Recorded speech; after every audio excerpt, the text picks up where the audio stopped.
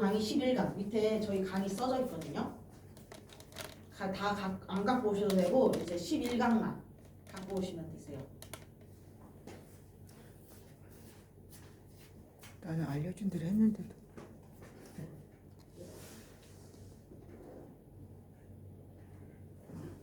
자, 다 되셨죠? 오늘은 실습보다는 이론을 좀 많이 할 거예요. 왜냐면 이게 우리가 이 부르짖는 기도도 우리가 중요하다고 말하고 낮게 들어가는 기도, 조용조용하게 하는 묵상 기도도 우리가 중요하다고 이야기하잖아요. 왜 그런지 오늘은 그것에 대해서 우리가 배워볼기 원합니다. 네, 1조 첫 번째 페이지 같이 제가 읽겠습니다. 기도는 조용히 드리는 것이 좋은가 아니면 큰 소리로 강력하게 드리는 것이 좋은가? 이것은 기질과 취향에 따라 다른 결론을 얻게 될 것입니다. 조용하고 깊은 묵상으로 주님께 나아가는 것은 아주 멋지게 보입니다. 지적이고 사색적인 기질의 사람들은 당연히 이러한 기도가 좋다고 생각할 것입니다. 또한 베드로와 같은 기질을 가지고 있는 사람들은 뜨겁고 시원하며 강렬하게 드리는 기도가 더 좋다고 생각할 것입니다. 과연 어떤 기도가 더 좋은 것일까요? 여러분 어떤 기도가 더 좋은 것 같아요?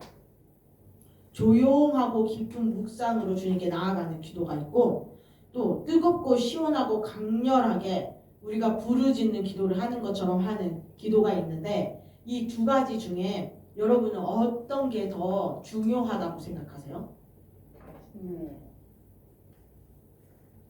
어떤 게 중요하다고 생각하세요? 저는 두 개 다 중요한 것 같아요. 네, 두 개 다 중요하다고 생각하시나요? 여기 밑에 계속 읽어볼게요. 아마 이 수업을 지금까지 들어온 분들은 그거야 당연하게 부르짖는 기도, 뜨거운 기도가 더 좋은 기도가 아닌가 하고 생각할 것입니다. 그렇게 생각하지 않는다면 이미 이 수업을 듣지도 않았을 것이고 여기까지 오지 않았을 테니까요. 그러나 그것은 간단한 문제가 아닙니다. 간단하게 답할 수 있는 문제가 아닙니다. 그것은 어느 쪽이 더 좋은 기도라고 할 수 있는 것이 아닙니다. 그것은 아이들이 모세와 엘리야가 싸우면 누가 이겨? 하고 질문하는 것과 같습니다. 물론 모세와 엘리야는 싸우지 않습니다. 그들은 싸워야 할 이유가 없으며 두 사람이 다 주님께로부터 독특한 부르심을 받았기 때문입니다. 부르짖는 기도, 요란한 기도와 조용하고 깊은 기도는 두 가지 다 필요한 것입니다. 그것은 각자의 특성이 있으며 장단점을 가지고 있습니다. 거기에는 기도의 단계의 문제가 있으며 과정의 문제가 있습니다.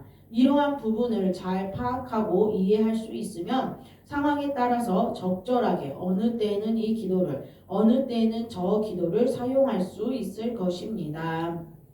여러분 부르짖는 기도하고 또 조용하게 들어가서 우리가 주님의 음성을 들어야 돼요. 이렇게 배우잖아요. 그렇게 하고 계시나요? 하고 계시나요? 네. 근데 어떨 때 그렇게 하세요? 막 높은 소리로 내가 부르짖어서 오늘은 기도해야 되겠다. 이런 마음이 올 때는 언제인가요?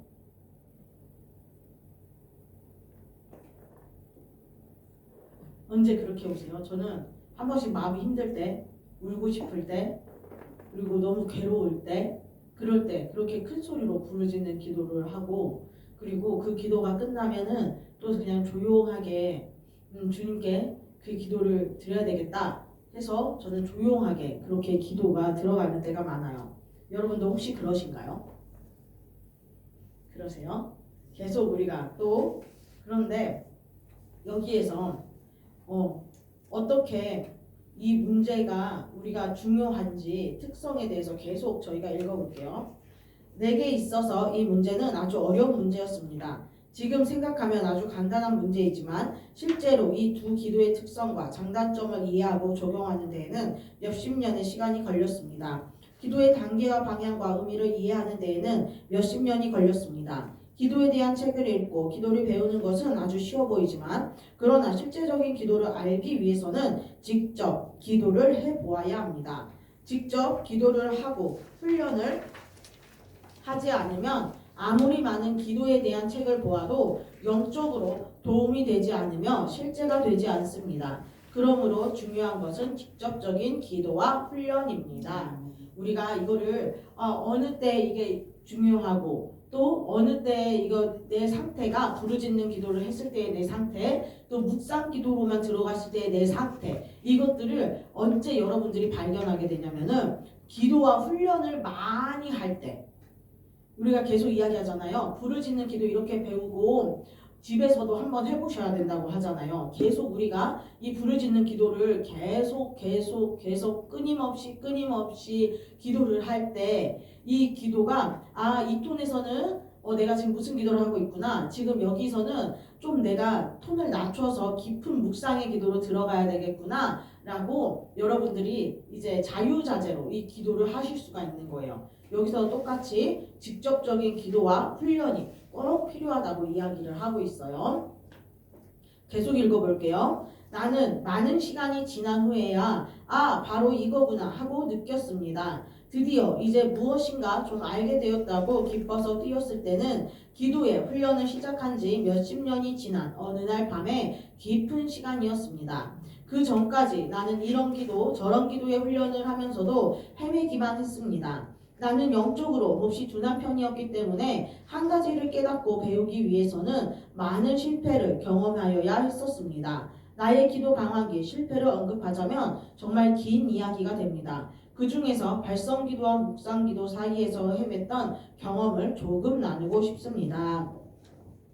여기 이제 저자의 이 목사님이 어떻게 이 묵상기도를 해야 되고 또 묵상기도하고 부르짖는 기도하고 두 개 다 중요하다고 했잖아요. 근데 이것을 경험하고 자기가 몸으로 체득하기까지 20년이란 시간이 걸렸다고 이야기를 하잖아요. 그런데 여기에서 단편적으로 예시를 목사님이 자기의 그 경험을 좀 적어놨어요. 이거를 잘 읽어보시면서 여러분들이 내가 나도 이렇게 했는데 이게 이 기도를 오래 해서 그렇구나. 이런 거를 여러분들이 같이 한번 보고 나눴으면 좋겠어요.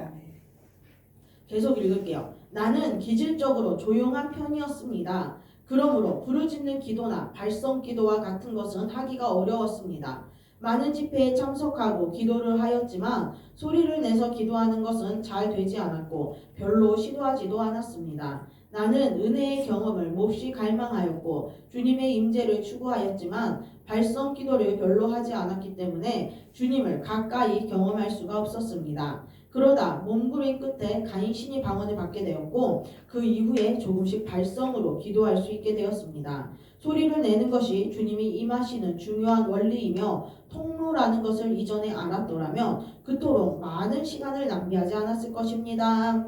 여러분 여기 보면은 발성으로 기도할 수 있게 되었습니다 라고 되어 있고 그 옆에는 소리를 내는 것이 주님이 임하시는 중요한 원리이고 통로라고 이야기를 했어요. 근데 이 목사님도 이게 여기서 나와 있는 것처럼 소리 내는 것이 정말 통로라는 것을 이전에 알았더라면 더 그렇게 시간을 많이 낭비하지 않았을 것이다 라고 이야기를 해요. 목사님도 이야기하시잖아요. 소리가 영이다.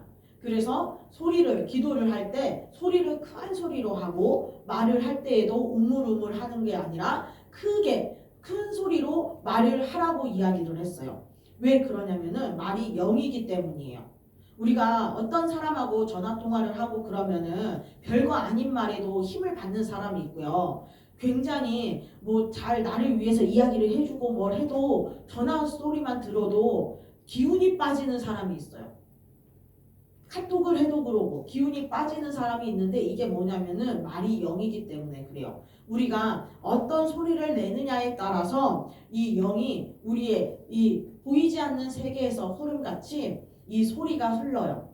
그렇기 때문에 여러분들이 기도를 할 때 사람들이 많거나 부르짖을 수 없을 때는 물론 적게 하지만 부르짖을 수 있는 공간이고 또 내가 소리를 크게 내서 기도를 해야 되겠다 이런 마음이 있을 때는 여러분 소리를 크게 내시고 입을 크게 벌려서 계속 큰 소리로 기도하세요.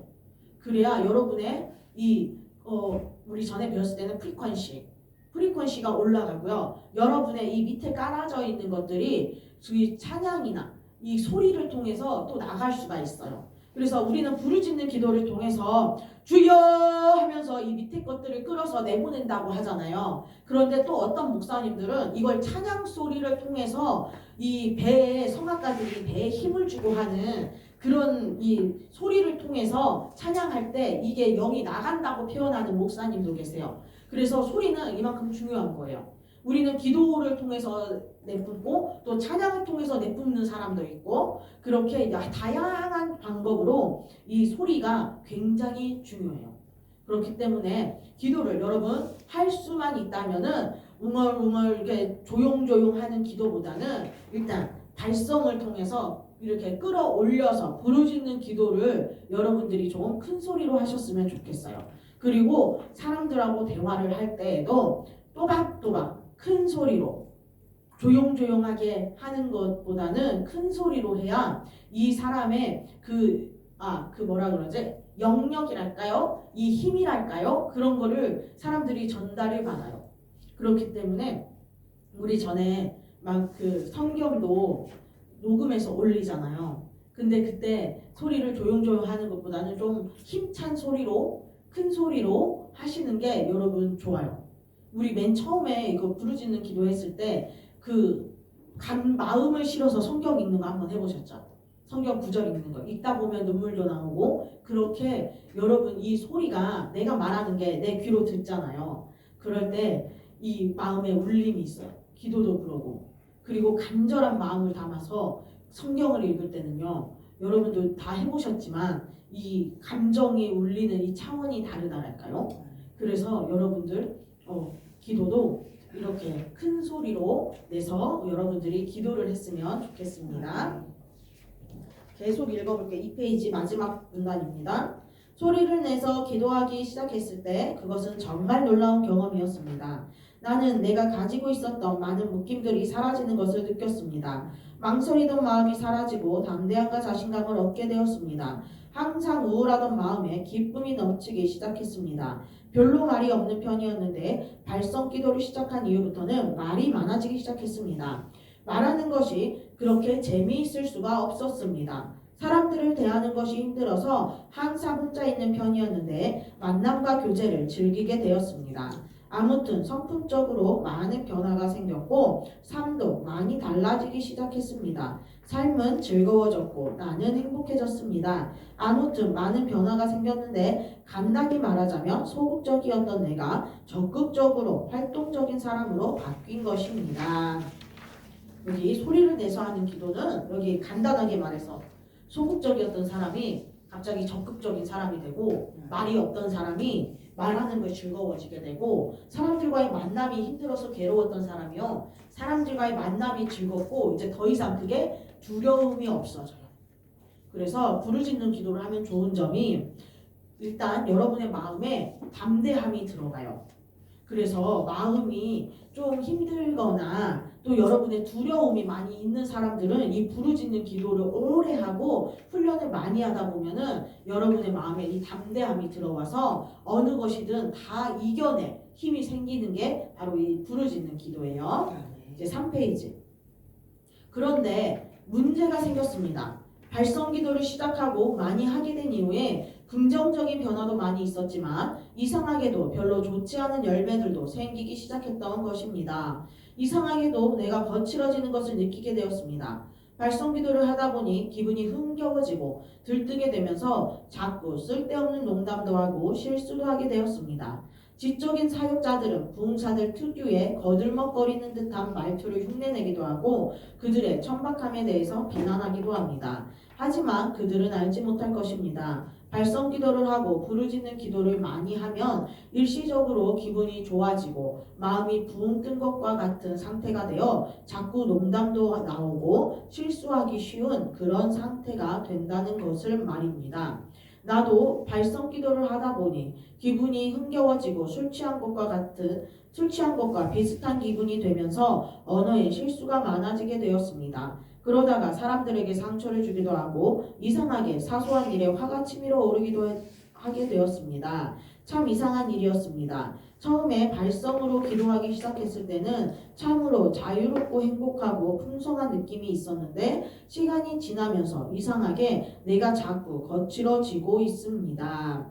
게다가 전에는 무릎을 꿇고 기도하다 보면 심령이 아름답고 황홀한 달콤함이 느껴지곤 하였는데 어느 순간부터 그 달콤한 느낌이 사라지고 뜨겁게 기도를 드려도 퍽퍽한 느낌만 들었던 것입니다. 이제는 뜨겁게 부르짖어 기도를 해도 하나도 즐겁지 않았습니다. 나는 낙심이 되어 다시 기도 스타일을 바꾸었습니다. 역시 부르짖고 발성으로 기도하는 것은 좋지 않다는 생각이 들었습니다. 나는 과거처럼 조용히 깊이 묵상하면서 기도하기로 마음을 먹었습니다. 그래서 나는 다시 조용히 무릎을 꿇고 마음속으로 기도하기 시작했습니다. 소리를 내지 않고 마음 중심으로 주님을 바라보고 구하였습니다. 여기 보면은 이 부르짖는 기도를 오래 하다 보니까 생겼던 문제들이 있어요. 거칠어지는 것을 느끼게 돼요. 본인 스스로가. 그리고 쓸데없이 농담도 하고 실없는 소리 하고 그리고 별거 아닌 일에 화가 나고 사람들에게 상처를 주는 말들을 많이 하는 경우가 바로 이 부르짖는 기도의 단점. 좀 여기도 말하지만 좋지 않은 열매가 이렇게 생기게 되는 거예요. 근데 우리가 계속 이야기를 했잖아요. 부르짖는 기도를 오래 하다 보면은 사람이 거칠어질 수가 있다고. 계속 우리 들었죠. 그래서 이 내가 예전하고 좀 다르게 뭔가 거칠어졌네? 라고 느끼실 때는 여러분들이 이제 그 다음 단계인 이 무릎을 꿇고 주님께 들어가서 간절히 드리는 묵상 기도의 단계로 들어가야 돼요. 근데 부르짖는 기도하고 우리가 기도 패턴에 하루 기도 패턴에 부르짖는 기도도 있고 묵상 기도도 있고 이게 왔다 갔다 하면은 여러분이 충분히 좋은 기도지만 또 그렇게 아직은 우리가 훈련생이기 때문에 그렇게 안 될 수가 있어요. 그런데 이렇게 여러분들 여기 좋지 않은 열매들이 여기 나와 있죠. 여기 이것을 보면서 여러분이 부르짖는 기도를 내가 꾸준히 했는데 내가 좀 거칠어지는 것 같아. 내가 말이 좀 험하게 나와. 그리고 내가 너무 실없는 소리를 하는 것 같아. 사람들에게 상처를 많이 주고 내가 사람들을 힘들게 하는 것 같아. 이게 느껴진다면은 여러분이 이게 부르짖는 기도를 내가 너무 오래 했구나. 이제 조금 부르짖는 기도보다 주님과 깊은 교제로 들어가는 기도를 해야 되겠구나. 이렇게 생각하시면 되세요. 이제 마지막 줄. 그리고 나서 얼마 있지 않아 얼마나 놀라운 마음에 기쁨과 평안이 임하던지 너무나 놀라웠습니다. 전에 누리던 달콤함과 꿀 같은 감미로움이 다시 생명 깊은 곳에서 흐르고 있었습니다. 조용히 속으로 기도하기 시작하면서 다시 마음이 차분해지는 것을 느꼈습니다. 거칠어지고 흥분되었던 마음도 다시 가라앉았습니다. 들뜬 상태에서 말로 실수하는 것도 사라졌습니다. 기도를 하면 더 이상 팍팍한 느낌이 들지 않았고 마음속에서 따뜻한 사랑의 마음이 일어나는 것을 느꼈습니다. 여기 또 조용히 기도 속으로 하는 기도의 좋은 점은 마음이 다시 차분해져요. 그리고 거칠어지고 흥분됐던 마음이 쫙 가라앉는 그런 장점이 있어요. 그리고 말로 실수하는 것도 사라지고요. 따뜻한 사랑의 마음이 일어나는 게 바로 여기서 속으로 조용히 주님과 묵상하는 기도예요. 그런데 또 계속 읽어볼게요. 나는 너무나 기뻤습니다. 나는 조용히 묵상으로 드리는 기도가 너무 좋다고 생각했습니다. 그래서 다시는 부르짖는 기도를 하지 않으리라고 결심했습니다. 한동안 나는 아주 좋은 상태에 있었습니다. 그러나 며칠이 지나자 다시 문제가 생기기 시작했습니다. 차분하고 안정된 상태는 차츰 침체되고 눌린 상태로 바뀌게 되었습니다. 말하는 것이 힘들어졌고 움직이는 것이 싫어졌습니다. 희생, 헌신, 죽음, 자아포기 자꾸 이런 쪽으로만 생각이 떠올랐습니다. 기도하는 것이 힘들어지기 시작했고 기도를 하다 보면 어느새인가 잠이 들어있는 자신을 발견하게 되곤 했습니다. 점차 웃음과 활기가 사라졌으며 삶이 귀찮게 느껴졌습니다. 작은 실패에도 낙심이 되고 절망이 되었습니다. 사소한 일에도 근심이 끊이지 않고 일어났으며 염려가 사라지지 않았습니다. 나는 나의 상태에 문제가 있다는 것을 알았습니다. 그러나 어디에서 문제가 생긴 것일까요? 나는 생각이 나는 모든 것을 회개하고 주님께 나의 죄를 고백하고 호소했지만 상황은 나아지지 않았습니다. 자, 여기 보시면은 또 조용한 기도에 장점이 있는 반면에 또 단점도 여기 나오죠. 침체되고 눌린 상태. 이 조용조용하게 하는 기도는 어느 순간 내가 왜 이렇게 내가 눌리지? 사람한테도 눌리고 말로도 눌리고 환경에도 눌리고 부르짖는 기도를 할 때는 이거를 뭐든지 내가 그냥 내 손에 들어오는 것마다 다 부셔뜨릴 힘이 오는데 이 조용하게 드리는 기도는 왠지 그거와는 반대로 다 모든 것에 눌려요. 이런 단점이 있어요. 그리고 말하는 것이 힘들어지고 움직이는 것도 싫어지고 무기력이 또 한편으로는 오는 것이 있어요. 그리고 기도하는 것도 힘들어지고 또 기도하다 보면 잠이 들어있고 웃음도 활기도 사라졌고 삶이 귀찮게 느껴지고 실패에도 낙심되고 사소한 일에 근심이 계속 들어오고 염려가 사라지지 않는 이런 것들이 바로 조용한 기도의 안 좋은 열매들이었어요. 그러면은 이거를 어떻게 극복을 했는지 지금 또 다시 볼게요. 어느 날 나는 오랜만에 내가 졸업했던 총신대학에 방문을 하게 되었습니다. 특별한 일이 없었는데도 근처를 지나가다가 들리게 되었습니다.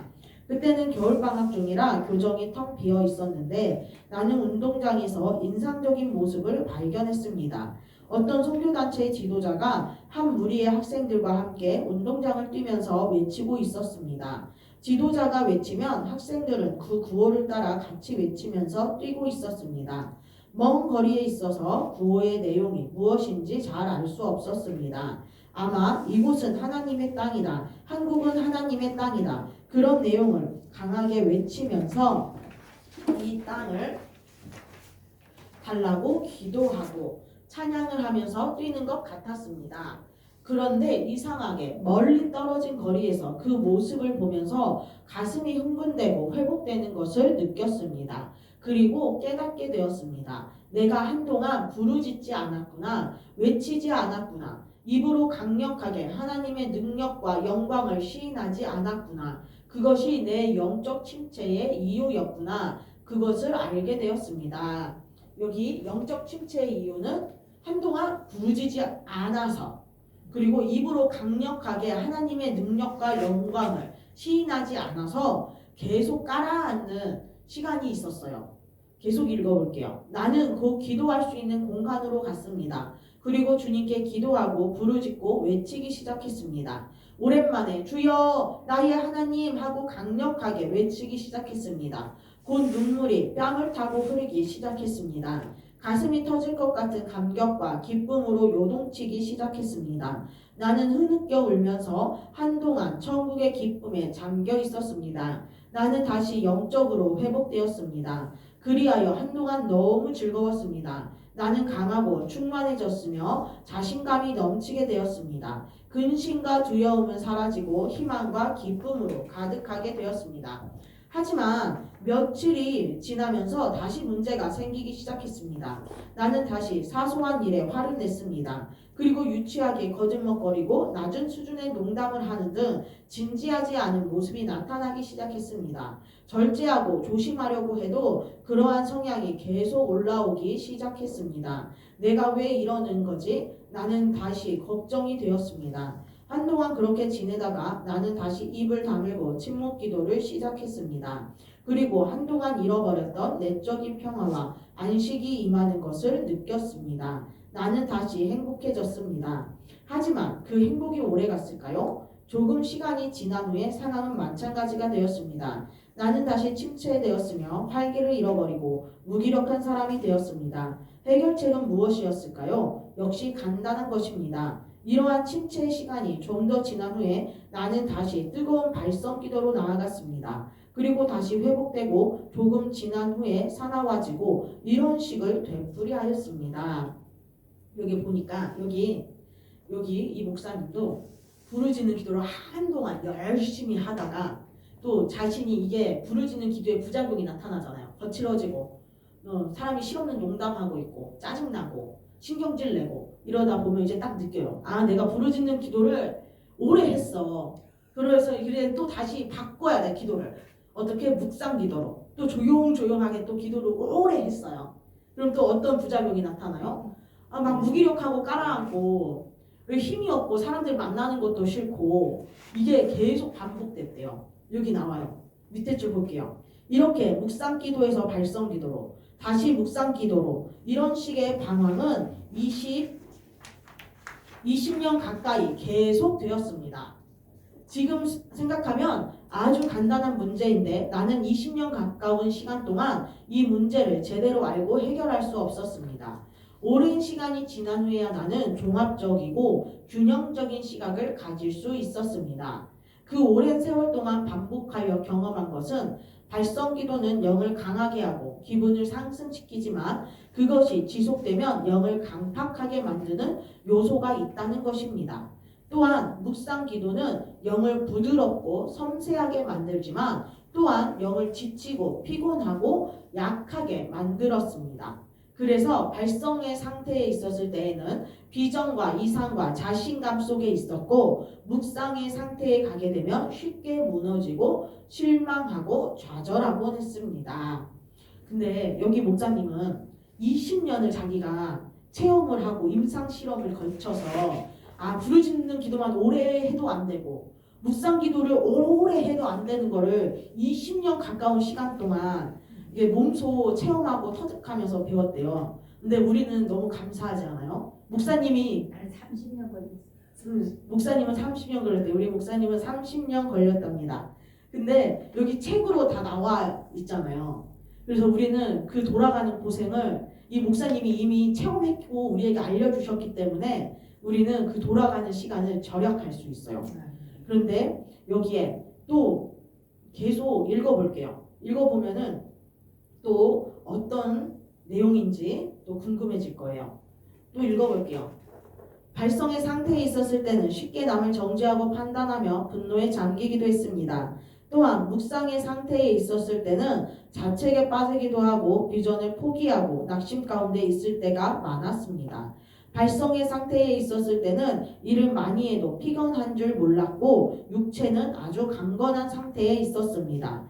그러나 묵상의 상태에 있었을 때는 영혼이 아름답고 안정된 상태에 있기는 했지만 육체는 여기저기가 아프지 않은 데가 없었습니다. 이렇게 두 기도의 사이를 왔다 갔다 하는 시간이 아주 오래였기 때문에 목회를 하는 초기에도 나는 이러한 상태에 있었습니다. 발성 기도를 할 때에는 나는 아주 강력하게 예배를 인도했습니다. 예배에는 기쁨이 넘치고 감격과 승리가 있었습니다. 예배에는 활기가 있었고 뜨거웠습니다. 하지만 내가 강팍해진 것을 느꼈기 때문에 나는 다시 고요한 기도로 돌아가곤 했는데 그렇게 되면 예배를 인도하는 것이 너무나 힘들었습니다. 기도도 찬양의 인도, 설교하는 것도 입을 벌린다는 자체가 너무 힘들고 피곤하였습니다. 그러니 예배 인도와 목회가 아주 힘들게 느껴졌습니다. 이렇게 오랫동안 발성 기도와 묵상 기도의 사이를 왔다 갔다 하면서 내가 비로소 얻은 결론은 이 두 가지의 기도는 모두 다 필요한 것이며 서로 특성이 있고 장단점이 있고 상호 보완적이라는 것이었습니다. 그러므로 어느 한쪽만을 해서는 안 되며 반드시 두 가지를 다 경험하고 사용해야 한다는 것이었습니다. 여기 여러분 보면은 부르짖는 기도를 하지 않으면 몸 여기저기가 아프다고 하잖아요. 이거는 왜 아프냐면은 우리는 하나님의 자녀이기 때문에 내가 예수님을 믿습니다 하고는 내가 원하든 원하지 않든 영적 전쟁터의 가운데 서게 되잖아요. 근데 부르짖는 기도는 이 영들하고 싸우는 영적 전쟁의 기도이기 때문에 육체가 강건해질 수밖에 없어요. 근데 조용조용하게 묵상하는 기도는 영적 전쟁하는 기도가 아니잖아요. 그러니까 나를 이거 방어를 해주지 못해서 내가 그대로 다 막고 있는 거예요. 그렇기 때문에 목회를 하시는 분들이 아주 큰 교회 목사님들 있잖아요. 그런데 어떤 목사님들은 부르짖는 기도를 이렇게 하시면서 이거를 이겨나가는 분이 계시고 아니 어떤 분들은 이 부르짖는 기도를 잘 못하셔가지고 계속 여기저기 몸이 아픈 목사님을 본 적이 있어요. 그런데 선교사님으로 나가시는 목사님들도 거기서는 부르짖는 기도를 많이 하신다고 해요. 왜냐하면 그걸 이겨내야 되기 때문에 거기에 있는 영들하고 싸워야 되기 때문에 부르짖는 기도를 많이 해야 된대요. 그렇기 때문에 여러분들은 이렇게 부르짖는 기도와 묵상 기도는 상호 보완적으로 두 개 다 여러분이 똑같이 가지고 가셔야 되는 겁니다. 이제 7페이지입니다.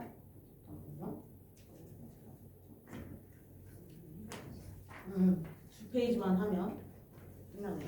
7페이지 읽어볼게요. 하지만 두 가지의 기도를 다 사용하는 것은 쉬운 일이 아니었습니다. 왜냐하면 강력하고 뜨거운 기도에 잠기다 보면 조용히 드리는 기도가 아주 답답하고 무력하게 느껴졌기 때문입니다. 그러한 상태에서는 뜨거운 기도를 통해서 심령의 폭포수처럼 쏟아지는 기쁨을 잃어버리고 싶지 않았습니다. 그러므로 그때는 조용하게 기도하고 싶은 마음이 들지 않았습니다. 또한 고요하고 깊은 기도를 통해서 깊고 놀라운 하나님의 임재와 영광을 발견하고 누리게 되면 다시는 소란스러운 기도의 상태로 나아가고 싶지 않았습니다. 우스운 일이었지만 그러한 상태에서는 강력한 기도가 천박하게 느껴졌기 때문입니다. 그렇기 때문에 현실적으로 뜨거운 기도에 익숙한 이들은 고요하고 깊은 기도를 잘 하지 못합니다. 또한 고요하고 깊은 기도에 익숙한 사람들은 뜨거운 통성 기도에 익숙하지 않습니다. 모두가 다 자기의 스타일에서 벗어나지 못하고 있는 것입니다. 이처럼 자기의 기질을 극복하는 것은 결코 쉬운 일이 아닙니다. 여기 보면 여러분 막 부르짖는 기도를 하다가 갑자기 조용하게 기도를 들어가야 돼요. 근데 이게 계속 위에서 흥분된 상태로 있다가 고요하게 밑으로 내려가는 게 잘 안 잡힐 때가 있어요. 또 그와 반대로 조용하게 기도를 하는데 갑자기 목사님이 항상 하는 말이 있어요. 부르짖어야 돼. 이렇게 이야기할 때가 있어요. 그러면은 계속 밑에 낮은 음으로 조용하게 하다가 갑자기 이 톤을 끌어서 올려서 부르짖는 기도를 한다는 게 좀 힘들어요. 이 톤 올리고 낮추고 내 마음의 이 상태를 끌어올리고 낮추는 게 굉장히 힘들어요. 근데 그거를 하기가 힘들어서 나는 그냥 이 내가 했던 기도를 계속 해야지 이렇게 하시면 안 돼요. 여기 보이는 것처럼 자기의 기질을 극복하는 것은 결코 쉬운 일이 아닙니다라고 하잖아요. 여러분이 기질을 바꾸셔야 돼요. 그리고 또 계속 읽어볼게요. 나는 많은 시간이 지난 후에야 기도의 단계가 있다는 것을 알게 되었습니다. 기도를 강하게 할 때가 있으며 조용히 해야 할 때가 있다는 것을 알게 되었습니다. 그리고 뜨겁게 기도해야 할 때에 조용히 기도하면 영이 눌리며 조용히 기도해야 할 때 뜨겁게 기도하면 그것도 역시 우리 안에 있는 하나님의 영을 제한하고 상하게 한다는 것을 알게 되었습니다. 처음에 뜨겁고 강력한 은혜를 경험하는 기도의 단계가 있습니다. 그러나 그 단계에 계속 머물러 있으면 부작용이 생긴다는 것을 나는 당시에 알지 못했던 것입니다. 처음에 강력한 은혜의 세계를 경험하면 그 다음에는 부드럽고 달콤한 단계로 나아가야 했었습니다. 그리고 조금 시간이 지난 후에 다시 더 깊은 영역으로 들어가야 했었습니다. 그리고 어느 정도 깊은 영역을 경험한 후에는 다시 초기의 상태로 돌아가야 했습니다. 이러한 단계의 변화를 거치지 않고 계속적으로 뜨거운 상태에 있거나 계속적으로 고요한 차원에만 있으면 문제가 생기며 반작용으로 인한 부작용이 따르게 되어 있는 것입니다. 그러나 나는 오랫동안 이것을 알지 못했습니다. 여기 보면은 나오잖아요. 처음에 강력한 은혜의 세계를 경험하면 그 다음에 부드럽고 달콤한 단계로 나아가야 되고 조금 시간이 지난 후에 더 깊은 영역으로 들어가야 합니다. 그리고 깊은 영역을 여러분이 경험하셨으면 다시 초기 단계로 올라와서 부르짖는 기도로 다시 처음부터 또 시작을 해야 되는 거예요. 우리가 계속 이야기하잖아요. 높이 부르짖었다가 여러분 다시 조용한 기도로 들어오세요. 그리고 더 깊이 들어가시고 또 다시 부르짖는 기도하시고 오르락 내리락 기도. 이거를 여러분의 기도 패턴에 계속 넣으셔야 돼요. 이게 그렇지 않으면은 너무 부르짖는 기도만 하다 보면은 아까 말했던 것처럼 영은 담대하고 내가 소심했던 내가 적극적인 내가 되었는데 사람 실수도 많이 하고 실없는 사람 되고 농담 많이 하고 이렇게 되고 또 쉬운 일에 짜증내고 성질내고 내가 좀 거칠어지는 것 같은 느낌이 있고 근데 조용한 기도를 오래 하게 되면은 하나님과 뜨거운 사랑의 감정이 있고 마음이 온유해지고 평안해지고 고요해지는 반면에 내 영이 힘이 없어요. 힘이 없고 눌리는 것 같고 그리고 별거 아닌 일에 상처받고 이렇게 되는 부작용이 있어요. 근데 우리가 이거를 여러분의 기도 시간에 적절하게 부르짖는 기도, 깊은 기도 이렇게 나눠가면서 기도를 하시면은 여러분의 기도 생활이 훨씬 재미가 있으실 겁니다. 이제 8페이지 마지막입니다. 오랜 세월을 거쳐 기도의 단계에 대해서 이해하고 경험하게 되면서부터 나는 비로소 한쪽의 기도에 치우치지 않게 되었고 영혼도 어느 한쪽으로 치우치지 않게 되었습니다. 그전에는 항상 은사적인 기도와 경험에 치우치든지 아니면 영혼에 속한 기도와 경험에 치우치든지 했던 것입니다.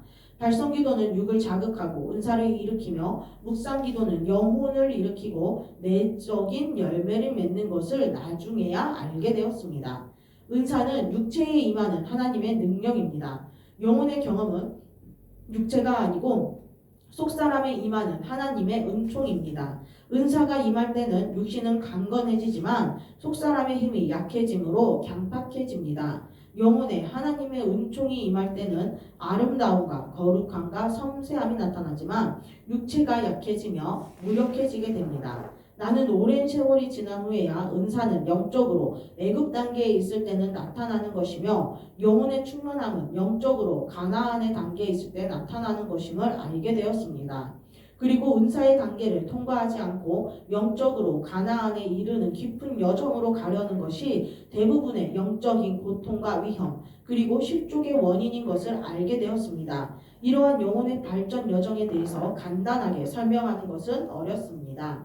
그리고 중요한 것은 부르짖어야 할 때와 조용히 기도해야 할 때를 분별해야 한다는 것입니다. 그리고 기도의 단계에 있어서 발성의 단계에서 발성으로 기도하고 묵상의 단계에서 묵상으로 기도하는 것을 배우고 훈련할 때 그는 진정 아름답고 깊은 기도의 세계로 나아갈 수 있다는 것입니다. 기도의 세계에는 정말 배워야 하고 알아야 하고 경험해야 할 진리와 원리들이 너무나 많이 있습니다. 우리가 그것들을 하나하나 경험하고 이해하고 적용해 나갈 때 우리의 기도 생활, 우리의 영성은 더 깊은 주님의 은총회로 나아갈 수 있게 될 것입니다. 할렐루야. 네.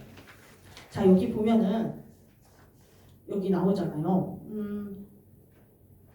여기 나는 오랜 세월이 지난 후에야. 은사는 영적으로 애굽 단계에 있을 때 나타나는 것이고 영혼의 충만함은 영적으로 가나안의 단계에 있을 때 나타나는 것을 알게 됩니다. 라고 하잖아요. 그 목사님이 예전에 했던 얘기가 있어요. 그 이제 막 불을 받고 은사가 나타나기 시작하면은 그게 다 된 게 아니라 그때부터 시작이래요. 그때 은사가 나타날 때부터 이제 훈련이 시작되는 거예요. 그래서 육체적으로 여기 애굽의 단계잖아요. 은사는 영적으로 애굽 단계에 있을 때 아직 이렇게 포로 생활에 있었을 때고 근데 이제 이 출애굽을 하면서 가나안에 광야 지나서 가나안에 들어갔을 때는 이제 영적으로 우리의 충만함이 그때 다시 입혀져서 내면의 성숙함이 들어가는 거예요. 근데 사람들은 잘 말을 그렇게 내면의 성숙함보다는 일단 은사 내가 지금 어떤 은사를 가지고 있고 집회를 할 때 어떻게 내가 집회를 하고 사람들이 얼마나 나를 떠받들어주고 또 사람들이 나를 어떻게 보느냐에 따라 사람들이 이것을 너무너무 중요하게 생각하는 것 같아요.